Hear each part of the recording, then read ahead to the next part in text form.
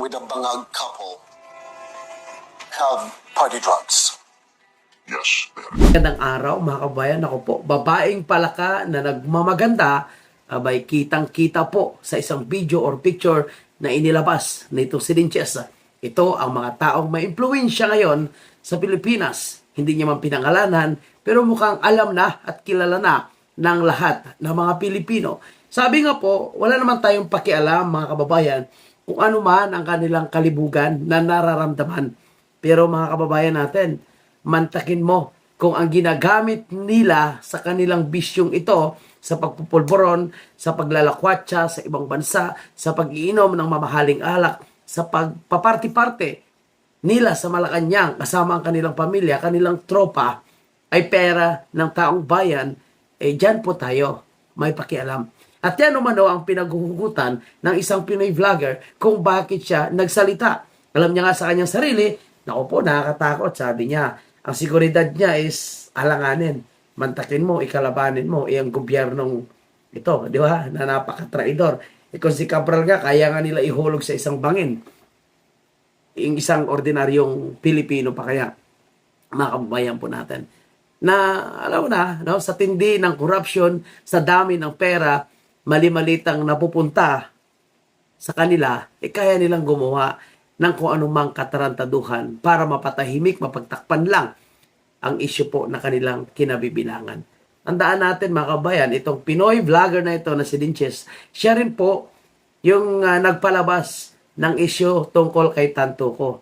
Ngayon ang Tantuco ay nanahimik na dahil mukhang naayos na po nung pumunta nga sila doon sa Amerika. Anyway, wag na natin patagalin ang introng-introng ito mga kabayan.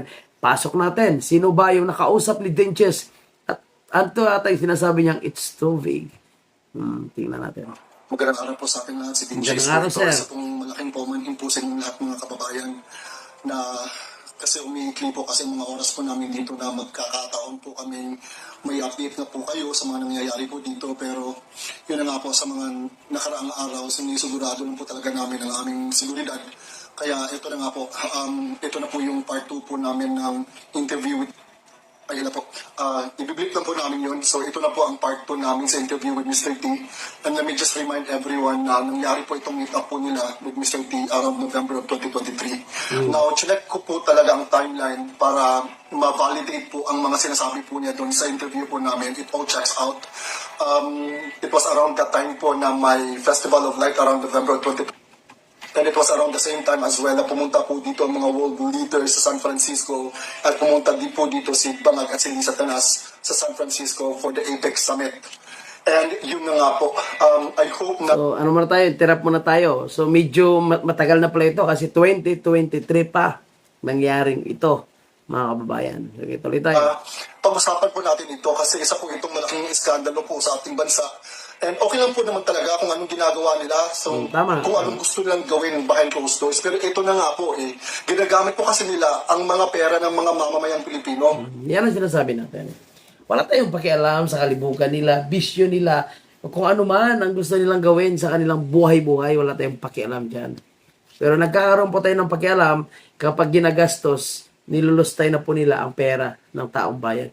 It's like what happening now sa House of Representatives. Sabi ni Congressman Leviste nga, thank you kay Ridon, kay Puno, and of course kay Toby Chanco sa pag-confirm na talagang nagbibigayan ng 2 milyon sa mga kongresista. Isa pa yan, mantakin mo. No? Pati ang Christmas celebration ng isang barangay, kailangan sagot ng MOA ng isang congressman. Mantakin mo po yun mga kabayan natin. Kaya dyan tayo may pakialam. Dahil ang nilulustay nila pera ng taong bayan. Samantala yung mga Pilipino, 500. Pagkasya nyo yan. 500 sa Noche Buena, 500 sa Medianoche. So 500 lang yung binabudget nila sa taong bayan. Pero sila tagda 2 bilyon. Tawagin man nilang bonus ito o monthly allowance, monthly MOA, wala tayong pakialam. No, basta umamin na po sila. Mga kababayan po natin, ganito din ang expose po ng ating kababayan na si Dinches. Di ba? Pera ng taong bayan, binabayad nila kung sino man yung gusto nilang gamiting tao.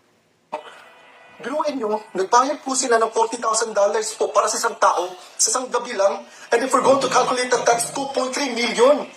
Ang laki po niyang $40,000. Grabe, no? pera. Pagkain na po yan ng isang baryo. Tama.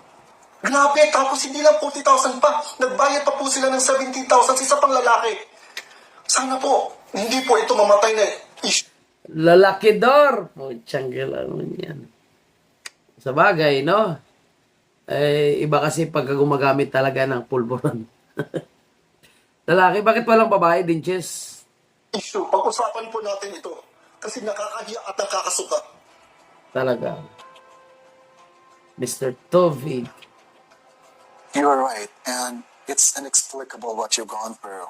However, when you've seen them, seeing them what they were doing, were you shocked in any way? Was I shocked? No, not at all. To me, it was just another couple wanting to spice up their relationship. However, I knew right off the bat that they were a high-profile couple when my friend mentioned they were looking for a guy who could sign an NDA.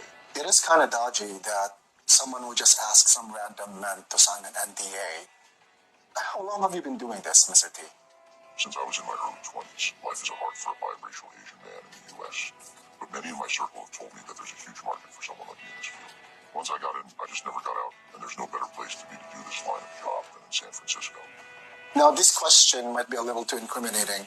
Have you had any other high-profile clients other than them? Yes, I have been connected to many high-profile parties since I got connected to Howie, mostly with people from the Philippines, people from affluent communities here in the U.S. Howie. That name sounds familiar. Where have I heard that before? Howie Paulo Tantoco, he is the one who got me connected to the couple last November of 2023. I have always been Sir Howie's contact, Sino kaya itong in-interview niya? Mga kabayan natin, oh. and it was him who got me hooked up with the power couple. Paulo Tantoco, from the Western Group of Companies. Yes, that's why when I saw your video way back in March and talked about how he passed, I felt compelled to reach out to you to let you know that I got connected with him through you. Okay, we need more time to talk about that. I really don't know how to digest that information, and I'm pretty sure everyone in the room as well. Since we are on the topic, when you get invited to these kind of parties, do you always expect the presence of party drugs? Party drugs are always present when I go to private shindigs like these. I sometimes bring my own stuff to add to the mix. Mr. T, I'm gonna ask you right now. Did your meetup with a Bangag couple have party drugs? Yes, they had a never-ending line of coke, mollies, and a lot of Viagra. And of course, that's not even the end of it. When they said they wanted to do more rounds. So, direkta niya na, mga kababayan po natin. Tinanong niya kung nagkasama mo ba yung bangag couple. So, kayo na po bahala kung sino tinutukoy niyang bangag, mga kababayan po natin.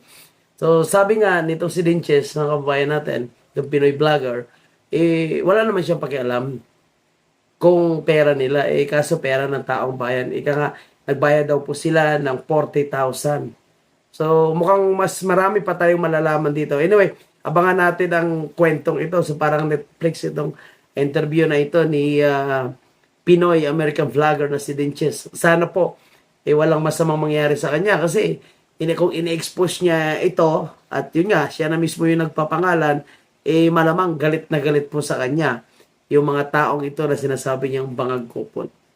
Anyway, mga kababayan po natin, yun nga, kung gusto nyo pang makuha yung mga impormasyon, gusto nyo pang tingnan ang profiles at kung ano pa yung mga update pinopost ng Pinoy vlogger, puntahan nyo na lang si Dinches sa kanyang official and I think personal na Facebook page, mga kababayan natin. Wala tayong pinangalanan, so bahala na kayo dyan magpangalan kung sino tinutukoy niya na mataas na official ng gobyerno na tinatawag niya nga po, mga kababayan po natin, na bangag couples. Grabe po, mga kababayan po natin.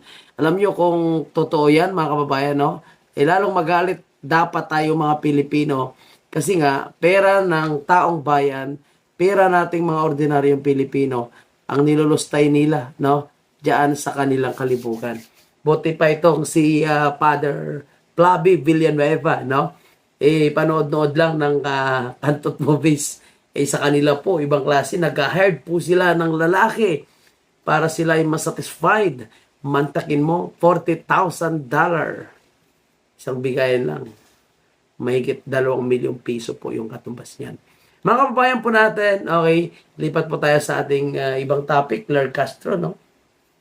talagang personal na po yung atake ni Claire Castro. Hindi na sa isyo ni Vice President Sara, no, hindi talagang kumakalkal po itong si Claire Castro sa mga fake allegation against po sa pamilya Duterte. Alam mo yung mga recycle, mga unang kaso, yung mga final noon kay Tatay Digong, kay BP Sara, no, na hindi naman po nag-prosper, hindi nagtagumpay dahil fabricated, gawa-gawang issue lamang. Nako po, dahil wala na pong maibato itong si Claire Castro, ito po mga bayan, ay hinahalongkay niya ito at ito ay pilit na binubuhay dito sa kanyang pagpa-vlog.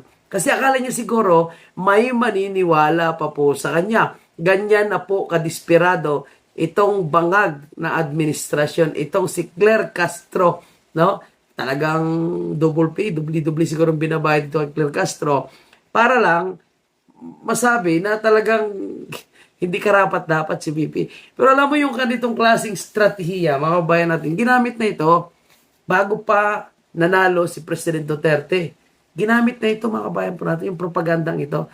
Kaya kung si Trililing ay lalaking version na buang, itong Trililing babaeng version si Claire Castro.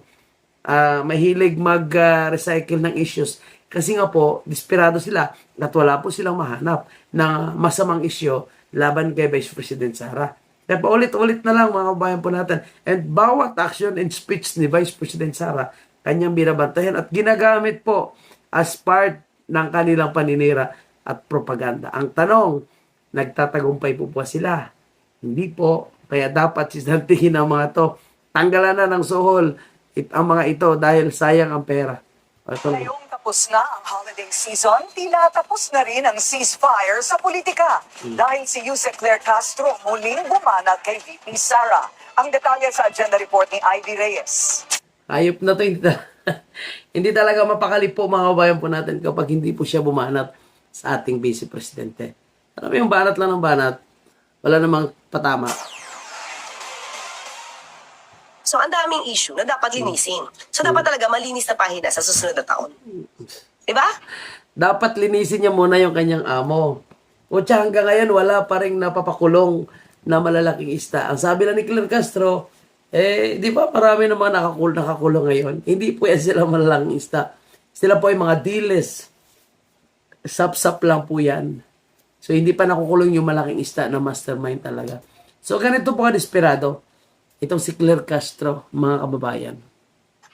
Ito ang sagot ni Palace Press Officer Claire Castro sa New Year's message ni Vice President Sara Duterte kung saan sentro ang malinis na simula ngayong 2026. Sa kanyang personal vlog, pinuna ni Castro ang mensahe ng bise at sinabi na kung seryoso raw talaga si VP Sara sa pagbubukas ng anyay panibago at malinis na kabanata ngayong taon, marapat na kanyang sagutin ang mga nakabinbin na paratang laban sa kanya.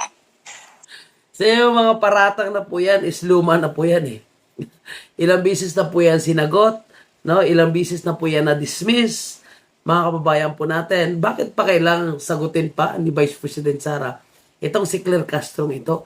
Ito yung malinaw na issue ngayon sa ating gobyerno. Na nakita naman natin na yung taong bayan ay paniwala na nawala ng tsansa sa gobyerno ni Marcos Jr. Dahil negative na nga po yung kanyang trust and approval ratings. Negative na nga po ang pagtitiwala sa kanya. O kaya dapat mag-resign na po siya. Dahil hindi niya naman kayang gawing linisin droga at krimen, korupsyon sa ating bansa. At tuluyan na pong tumataas ang presyo ng pangunahing bilihin. Diba? So ito yung issue na dapat banatan ni Claire Castro. Dapat questionin niya si Bongbong Marcos. Mr. President, bakit ang ngayon hindi mo pa rin napapakulong yung mga malalaking isda? So gusto nila pagtakpan gamit itong pagiging vlogger ni Claire Castro and of course, no, pinapapick up nila sa malalaking mainstream media para mapag-usapan si Vice President Sara. And again, recycle po ito, paulit-ulit lang po akusasyon ni Castro. Sa pagsalubong natin sa 2026, iwaksin na natin ang anumang pag-aalinlangan at takot.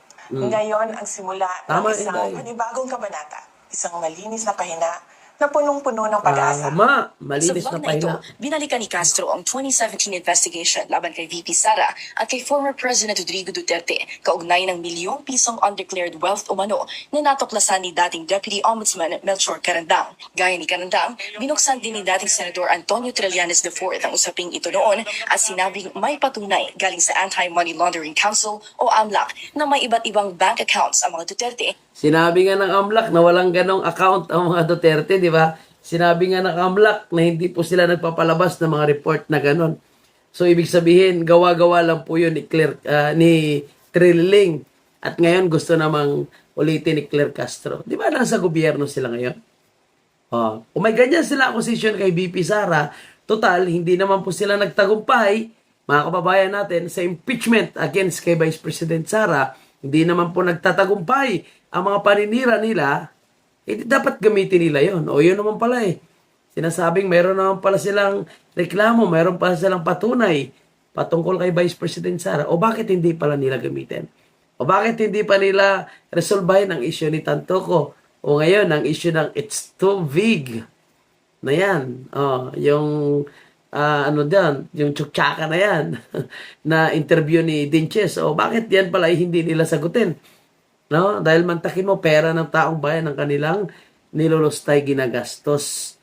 Itong pa-travel nila, di ba? Yung pagbenta nila ng ginto. O nasaan na po yung Maharlika Investment Fund? Ang dami nilang issue At kung si Claire Castro para sa katotohanan, siya mismo tulungan niya si Bongbong Marcos na marisolba ang issue na yan. Particularly po sa usapin ng flood control. Hindi nga marisolba baha na naman. Dahil madalas na naman umuulan simula January 1. Na hindi nakadeklara sa kanilang Statement of Assets, Liabilities, and Net Worth. Ang mga bank account na ito ay nakapangalan na sa mga Duterte bago pa man umupong presidente si FPRRD. Kung matatandaan, ang kasong ito ay nauwi sa dismissal ni Carandang nang maupo bilang ombudsman si Samuel Martirez. Yan naman pala. Dismiss naman pala di kung gusto nyo, buhayin nyo. Diba? Buhayin nyo kung gusto nyo talaga. Total, kayo naman nakaupo sa pwesto. Wala kayong ibang solusyon. Wala kayong ibang nakikitang pang-aatake kay Vice President Sara dahil takot kayo, no? Dahil malapit na talaga ako. Nakikita ko nga, sabi ko, baka hindi na matapos ni Bongbong Marcos ang 2026. So, ngayon, dahil gusto nila maupo yung mga dilawan, naghahanap po sila ngayon na ipantapat kay Vice President Sara, yan pala, may issue pala kayo. Bakit hindi nyo buhayin?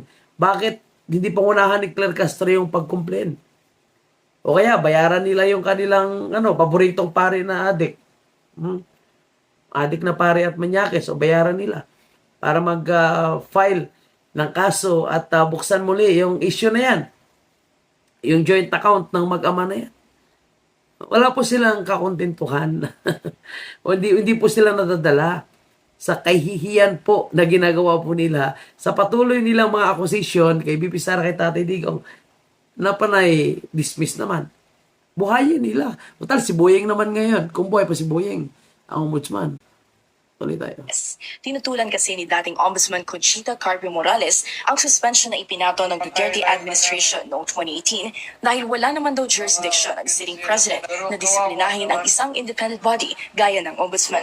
Inungkat din muli ni Castro ang 125 billion pesos na confidential fund ng Office of the Vice President na nagastos umano sa loob lang ng 11 araw. Matatandaan na ang kontrobersyal na amount na ito ay basis din ng verified. Di ba mga kababayan po natin, paulit-ulit confidential fund. Bakit hindi nyo na ipa-file yan? I-post nyo na yan, Claire Castro. Yan naman pala yung paulit-ulit nyo na issue I-post nyo na yan, ipa-impeach nyo si VP Sara kung gusto nyo. No? Kasuhan nyo pa. Lahat na korte, kasuhan nyo. Diba? Tingnan natin kung magtatagumpay po kayo. At kung ang tao naman ay ginagawa nyo ito para mapapaniwala nyo yung tao, wala na naniniwala sa inyo. Negative na po ang grade ni Bongbong Bangang. Anyway, mga kababayan po natin, hayaan na natin si Claire Castro dahil bayad yan no? Yan po is wala na pong ginagawa kundi pagkatapos ng kanyang press conference ay magbablog no? Para atakihin po yang si Vice President Sara natin. Alam naman natin si Claire Castro, attack na attack tug yan. Basta't may pera, sabi nga ni Amanong Chabet, basta't may pera, si Claire Castro panay atake yan. Yun po si Claire Castro. Attack dog. So again, mga kabayan, nagpasalamat po si Congressman Leveste sa dalawang bugok ng mga kongresista na umamin na may talagang 2 milyon na natatanggap. Mga kababayan, once na ikaw ay sumuporta kay Bongbong Marcos, sumuporta sa House Speaker. So kung hindi ka susuporta, hindi ka nila magiging aso, sabihin nila sa'yo, pasensyahan na lang. Dahil wala kang matatanggap. Diba? Okay. So, patuloy tayo mga kabayan natin. Yung bangag couple. So, kayo na po bahala kung sino tinutukoy niyang bangag, mga kababayan po natin. So, sabi nga nitong si Dinches, mga kababayan natin, yung Pinoy vlogger, wala naman siyang pakialam kung pera nila. Kaso pera ng taong bayan. Ika nga, nagbayad daw po sila ng 40,000. So, mukhang mas marami pa tayong malalaman dito. Anyway, abangan natin ang kwentong ito. So, parang Netflix itong interview na ito ni Pinoy American vlogger na si Dinches. Sana po, walang masamang mangyari sa kanya kasi kung ini-expose niya ito, at yun nga, siya na mismo yung nagpapangalan, malamang galit na galit po sa kanya yung mga taong ito na sinasabi niyang bangag kupon. Anyway, mga kababayan po natin, yun nga, kung gusto niyo pang makuha yung mga impormasyon, gusto niyo pang tingnan ang profiles at kung ano pa yung mga update pinopost ng Pinoy vlogger, puntahan nyo na lang si Dinches sa kanyang official and I think personal na Facebook page, mga kababayan natin. Wala tayong pinangalanan, so bahala na kayo dyan magpangalan kung sino tinutukoy niya na mataas na official ng gobyerno na tinatawag niya nga po, mga kababayan po natin, na bangag couples. Grabe po, mga kababayan po natin. Alam nyo kung totoo yan, mga kababayan, no? Lalong magalit dapat tayo mga Pilipino kasi nga, pera ng taong bayan, pera nating mga ordinaryong Pilipino, ang nilulustay nila, no? Diyan sa kanilang kalibukan. Buti pa itong si Father Flavi Villanueva, no? Panood-nood lang ng Pantot Movies. Sa kanila po, ibang klase, nag-hired po sila ng lalaki para sila ay masatisfied. Mantakin mo, $40,000. Isang bigayan lang. Mahigit 2 milyong piso po yung katumbas niyan. Mga kababayan po natin, okay, lipat po tayo sa ating ibang topic, Claire Castro, no? Talagang personal na po yung atake ni Claire Castro. Hindi na sa isyo ni Vice President Sara, no, hindi talagang kumakalkal po itong si Claire Castro sa mga fake allegation against po sa pamilya Duterte. Alam mo yung mga recycle, mga unang kaso, yung mga final noon kay Tatay Digong, kay VP Sara, no, na hindi naman po nag-prosper, hindi nagtagumpay. Dahil fabricated, gawa-gawang issue lamang. Nako po, dahil wala na pong maibato itong si Claire Castro, ito po mga kabayan, ay hinahalongkay niya ito at ito ay pilit na binubuhay dito sa kanyang pagpa-vlog. Kasi akala niya siguro may maniniwala pa po sa kanya. Ganyan na po kadesperado itong bangag na administrasyon, itong si Claire Castro, no? Talagang double pay, dubli siguro binabayad dito kay Claire Castro para lang masabi na talagang hindi karapat-dapat si VP.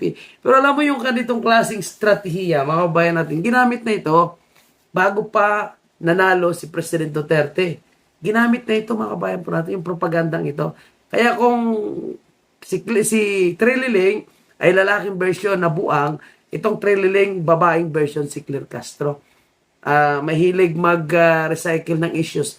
Kasi nga po, desperado sila at wala po silang mahanap na masamang issue laban kay Vice President Sara.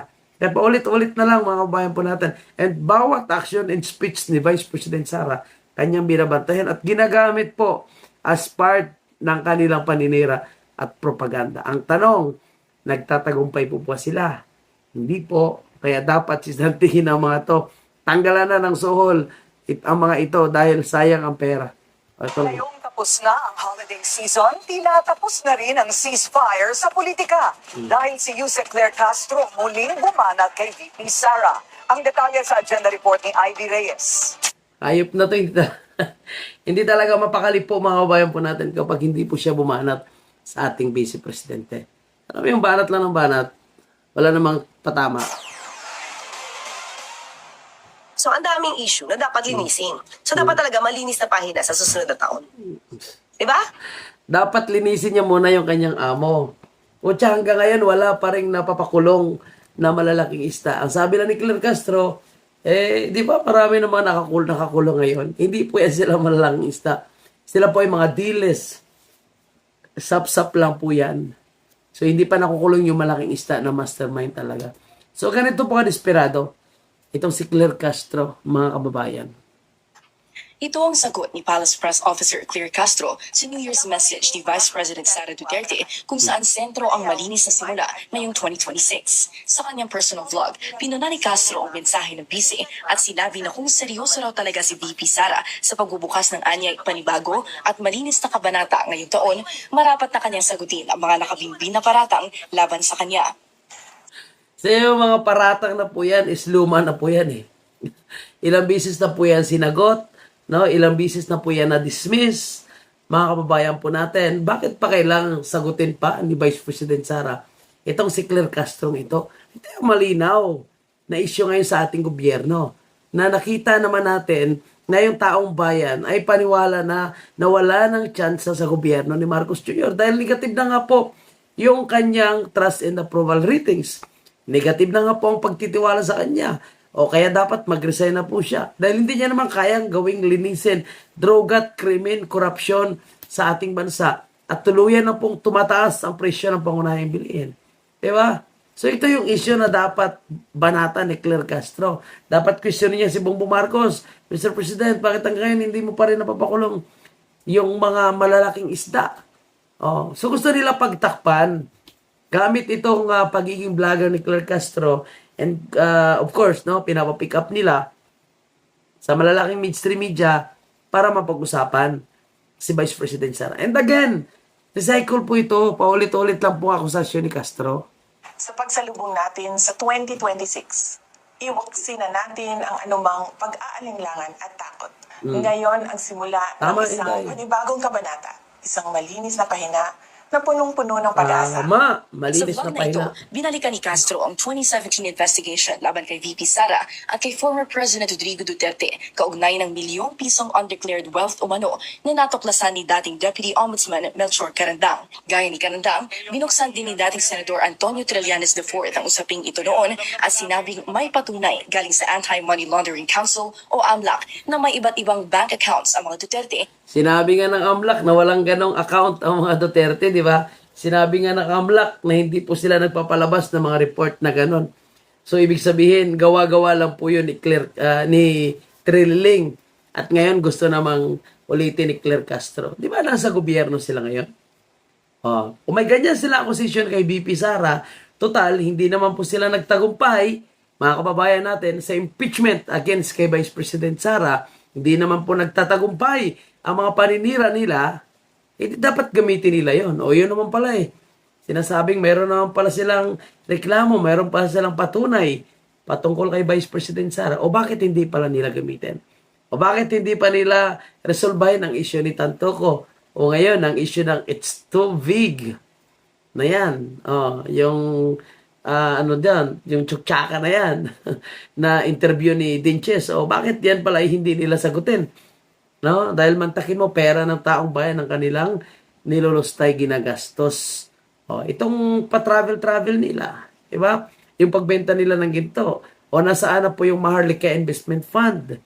Ang dami nilang issue At kung si Claire Castro para sa katotohanan, siya mismo tulungan niya si Bongbong Marcos na marisolba ang issue na yan. Particularly po sa usapin ng flood control. Hindi nga marisolba baha na naman. Dahil madalas na naman umuulan simula January 1. Na hindi nakadeklara sa kanilang Statement of Assets, Liabilities, and Net Worth. Ang mga bank account na ito ay nakapangalan na sa mga Duterte bago pa man umupong presidente si FPRRD. Tama. Kung matatandaan, ang kasong ito ay nauwi sa dismissal ni Carandang nang maupo bilang ombudsman si Samuel Martirez. Yan naman pala. Dismiss naman pala di kung gusto nyo, buhayin nyo. Diba? Buhayin nyo kung gusto nyo talaga. Total, kayo naman nakaupo sa pwesto. Wala kayong ibang solusyon, wala kayong ibang nakikitang pang-aatake kay Vice President Sara dahil takot kayo, no? Dahil malapit na talaga ako, nakikita ko nga, sabi ko, baka hindi na matapos ni Bongbong Marcos ang 2026. So ngayon, dahil gusto nila maupo yung mga dilawan, kung naghahanap po sila ngayon ay pantapat kay Vice President Sara, yan pala, may issue pala kayo. Bakit hindi nyo buhayin? Bakit hindi pangunahan ni Claire Castro yung pag-complain? O kaya, bayaran nila yung kanilang paboritong pare na adik. Adik na pare at manyakes, o bayaran nila para mag-file ng kaso at buksan muli yung issue na yan. Yung joint account ng mag-ama na yan. Wala po silang kakontentuhan.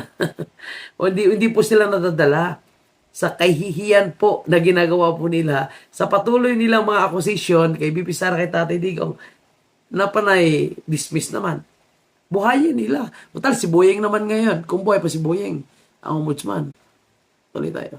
Tinutulan kasi ni dating Ombudsman Conchita Carpio Morales ang suspension na ipinato ng Duterte administration noong 2018 dahil wala naman daw jurisdiction ang sitting president na disiplinahin ang isang independent body gaya ng Ombudsman. Inungkat din muli ni Castro ang 125 million pesos na confidential fund ng Office of the Vice President na nagastos umano sa loob lang ng 11 araw. Matatandaan na ang kontrobersyal na amount na ito ay basis din ng verified Di ba mga kababayan po natin, paulit-ulit confidential fund. Bakit hindi nyo na ipa-file yan? I-post nyo na yan, Claire Castro. Yan naman pala yung paulit-ulit nyo na issue eh. I-post nyo na yan, ipa-impeach nyo si BP Sara kung gusto nyo. No? Kasuhan nyo pa. Lahat na korte, kasuhan nyo. Diba? Tingnan natin kung magtatagumpay po kayo. At kung ang tao naman ay ginagawa nyo ito para mapapaniwala nyo yung tao, wala na. Wala na naniniwala sa inyo. Negative na po ang grade ni Bongbong Bangang. Anyway, mga kababayan po natin, hayaan na natin si Claire Castro dahil bayad yan eh. No? Yan po is wala na pong ginagawa, kundi pagkatapos ng kanyang press conference ay magbablog, no, para atakihin po yang si Vice President Sara natin. Alam naman natin si Claire Castro, attack na attack tug yan. Basta't may pera, sabi nga ni Amanong Chabet, basta't may pera, si Claire Castro, panay atake yan. Yun po si Claire Castro. Attack dog. So again, mga kabayan, nagpasalamat po si Congressman Leveste sa dalawang bugok ng mga kongresista na umamin na may talagang 2 milyon na natatanggap. Mga kababayan, once na ikaw ay sumuporta kay Bongbong Marcos, sumuporta sa House Speaker. So kung hindi ka susuporta, hindi ka nila magiging aso, sabihin nila sa'yo, pasensyahan na lang. Dahil wala kang matatanggap. Di ba? Okay. So, patuloy tayo mga kabayan natin. Panibagong issue at topic na pag-uusapan natin, mga kabayan. Ito po, matindi pala yung mga nalalaman din ni Atty. Topacio patungkol po sa corruption nitong si Sandro Marcos. Ito. Panoorin niyo po at magbibigay tayo ng reaction dito, mga kababayan. Ang Sandro Siya pala yun. na nakatanggap ng drumroll please. Tagal naman ito. Ako pa yata ito, malagay ko, tumakay-takay dun sa kanila eh. 12.9 billion! Ang pinakamalaking alokasyon sa Region 1. Region 1 ng Ilocos. Tingnan niyo po, mga kababayan natin, ha. Matagal na po yan sinasabi ni Manong Chavit Singson ang patungkol sa pagiging corrupt nitong si Sandro at si Bongbong. Ayan, pinapatunayan ni Atty. Topacio. Ilocos, tama ba ako? Congresswoman Reneco, tama ba ako? Region 1 ng Ilocos. Tama ba? Tama? Region 1, yun. Mabigat, mabigat ang laban, paano yan? Yan, sa kabila nga, yun ang sinasabi ko, sa kabila ng patong-patong na ebidensya, lalo na nung inilabas ni Congressman Leviste yung kanyang listahan, sa halip na aksyonan, ay sinisisi pa, tinutulig sa pa, tinatakot pa si Congressman Leviste. Ito ba itong kapuitan na ginagawa nito si Clavano, na dating spokesman ng DOJ, ng ano-anong nonsense ang pinagsasasabi. Si spokesman, dinala naman sa ombudsman para doon naman magsasasabi ng nonsense.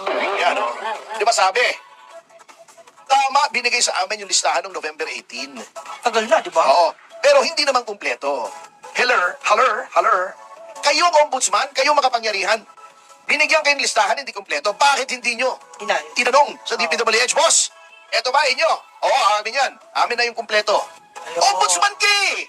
Di ba? Oh, sinabi daw ni Leviste, buhay pa noon si Jose Cabral. Protektahan niyo si Cabral. Maraming nalalaman yan. Bakit hindi pinatawag si Jose Cabral?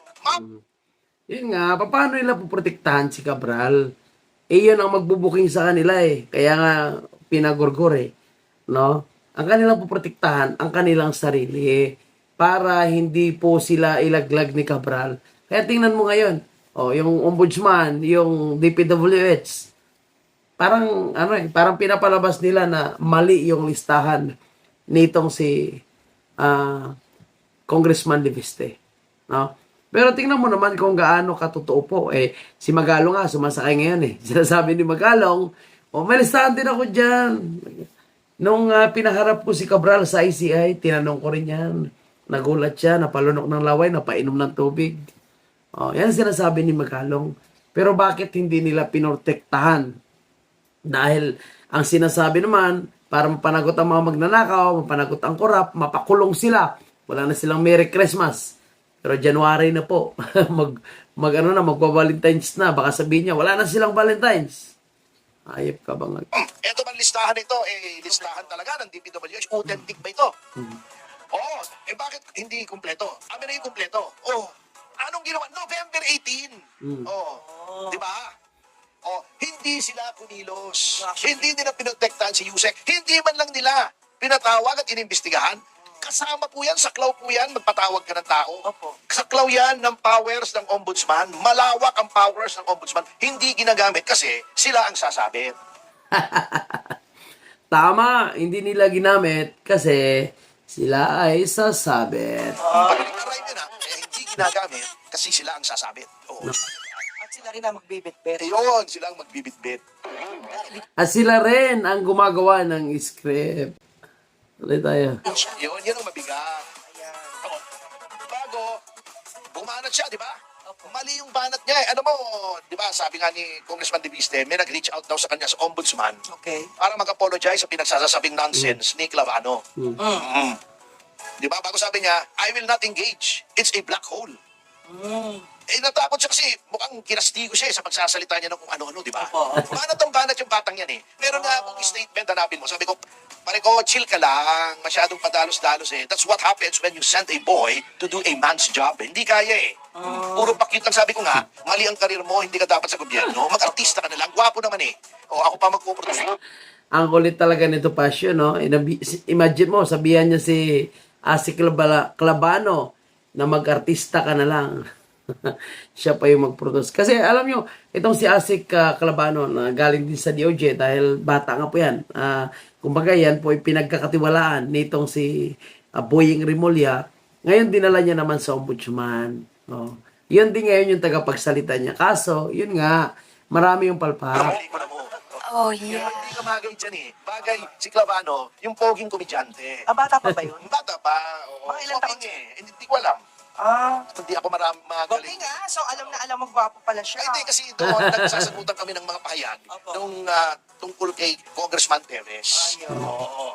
Bago, sinabi pa ni Leviste, binabanatan siya ng kwan, di ba? Ng ombudsman, binabanatan siya ng palasyo, kaya nung sinasabi ni, di ba? Ni Claire the Clown, sa kanya. Yung favorite mo? Oo. Then, tatakutin mo pa. Di ba nung una, yung bonus, yung 2 milyon, sabi, binigyan daw siya. Nakita niya, pinagkukuhanan niya ng litrato, yung cheque. Ang dami daw tumawag sa kanya, huwag mo namang i-share sa public. Pagkatapos, yung una, dinideny pa ni Swansing.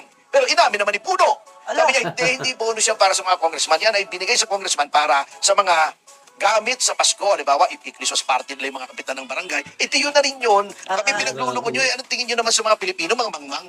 Binigyan yung congressman pang gastos, di bonus yun. Kasi sa halip na sila gumastos noon, yun ang gagastosin nila. Hindi ba bonus yun? Kayo naman, ako yung pinagluloko nitong mga ito eh. Alam mo, dapat yan kinukutusan for insulting the intelligence of the Filipinos. So, inamin nyo, may bonus pala eh. Unconstitutional yan. Unconstitutional yan. Diba kinikwento ko nga yung dinimanda namin yung mga congressmen noong panahon ni Speaker Mitra. 100,000 lang binigay nilang bonus sa sarili nila. Kinwestiyon namin sa Supreme Court. Natakot sila kasi alam nilang unconstitutional. Binalik nila. Binalik nila. Nandiyan yan, i-fact check nyo ako. Opo. Even at that time, pakialamero na talaga ako. Pagkatapos, pinapatihimik naman siya. Pagkatapos ngayon, si Boy Bombolias, si Terry Ridon, tinatakot naman siya, ethics complaint daw siya kasi sa pilitan daw niyang kinuha yung listahan. Wala namang proof na sa pilitan eh. Hindi, pinakita yung video, hindi naman. Wala, nandun siya eh. Opo. Di ba? Meron pa siyang email. Eto, pinabibigay sa'yo ni Secretary, ang pangalan nun, si Dizon. Opo.